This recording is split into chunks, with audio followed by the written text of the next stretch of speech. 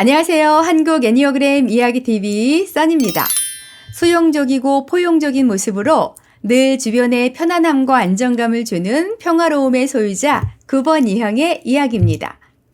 9번 이형은 주변의 갈등을 조율하고 조정해서 조화롭고 평화로운 상황을 만들어 나가는 중재자라고 하는 별칭을 가지고 있습니다. 주변에도 함께 있으면 긴장을 이완하게 해주고 편안함을 느끼게 하는 분들을 만날 수 있는데요. 9번 유형의 친구에 대해 말씀하신 분의 이야기입니다. 제 친구는 사람들의 이야기를 잘 들어주고 공감을 해주기 때문에 주변 사람들 모두 그 친구를 좋아하는 것 같습니다. 저도 스트레스를 받고 힘들 때 그 친구를 만나서 이야기를 하게 되면 위로를 받게 되죠. 그리고 늘 급한 것이 없이 여유롭고 편안해서 그 친구와 함께 있으면 심각하다고 생각했던 문제들도 그렇게 크게 느껴지지 않는 것 같아요. 또 제가 인간관계에 문제가 생겨서 그 친구에게 털어놓을 때가 있었는데 저의 이야기를 다 들어주고 공감해주고 위로해준 다음에는요. 상대방 입장도 생각할 수 있게 말해주어서 그 친구가 말하면 기분이 나쁘지 않습니다. 친구들 사이에서는 잘 들어주는 언니 같은 친구예요. 또 본인이 9번 이형이신 분의 이야기입니다. 사람들은 저에게 만사 걱정 근심 없이 태평하게 사는 사람 같다고 하는데 전 그 말에 동의합니다. 전 걱정이 별로 없습니다. 나중에 문제가 생기면 해결하면 될 텐데 미리 걱정할 필요가 없다고 생각하는 편이거든요. 그리고 타인의 이야기를 듣다 보면 그 사람 입장이나 감정들이 잘 이해가 됩니다.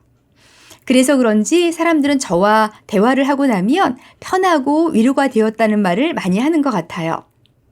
또 저는 사람들을 편견을 가지고 보지 않으려 합니다.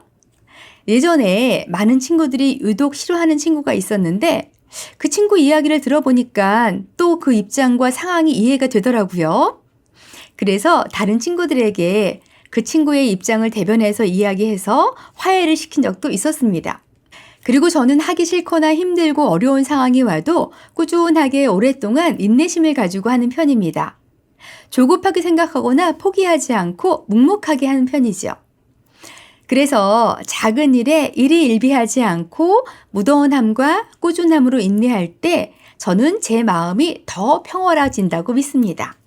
이러한 9번 유형의 이야기를 통해 본 강점들은 평화적이다, 차분하고 여유롭다, 인내심이 강하다, 온순하고 편안하다, 부침성이 있다, 편견 없이 받아들인다, 소용적이다, 안정적이다, 조화롭다, 타인에게 위안을 준다. 다시 말하면 편견 없이 타인들을 수용하고 받아들이며 고요하고 평화로운 삶을 만들고자 하는 사람들이라 볼 수 있습니다. 나는 갈등 없이 모든 사람들이 평화로운 세상에서 살아가길 원한다 라는 분들의 모습입니다. 이러한 모습은 9번 유형이 자신 내면 속에 깊은 안정감과 평화를 느낄 때 나오는 모습입니다. 그러나 9번 유형이 내 안에 내부가 아닌 외부 환경에서 평화를 찾으려 할수록 자신의 나태함으로 부정적인 약점이 드러날 수 있습니다. 9번 유형 남편으로 인해 힘들다는 분의 이야기입니다. 저희 남편은 집에 들어오면 꼼짝도 안 하고 누워 있습니다. 도대체 나무늘보도 아니고 소파에서 방으로, 방에서 욕실로 엉금엉금 기어다니는 느낌이에요. 물론 일이 힘들다는 건 알고 있지만 그래도 집에서 기본적인 것들을 함께 해주었으면 좋겠는데 말이죠. 예전에는 다른 것은 몰라도 주말에 거실 청소만이라고 해달라고 부탁한 적이 있었는데 알았다라고 대답을 해놓고는 주말에 제가 왜 청소를 안 하느냐, 빨리 해달라 여러 번 이야기를 했는데도 걱정하지 말라고 한다고 계속 말만 하는 거예요. 속 터져 죽는 줄 알았죠. 또 아이들이 놀아달라고 해도 알았어, 나중에 하면서 놀아주지 않아서 아이들이 많이 속상해합니다.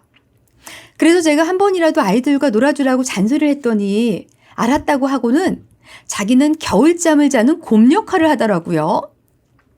그러면서 아이들한테 겨울잠 자는 곰은 먹거나 화장실 갈 때 빼놓고는 그냥 잠을 자야 하니까 절대 깨우면 안 된다고 하면서 말이죠.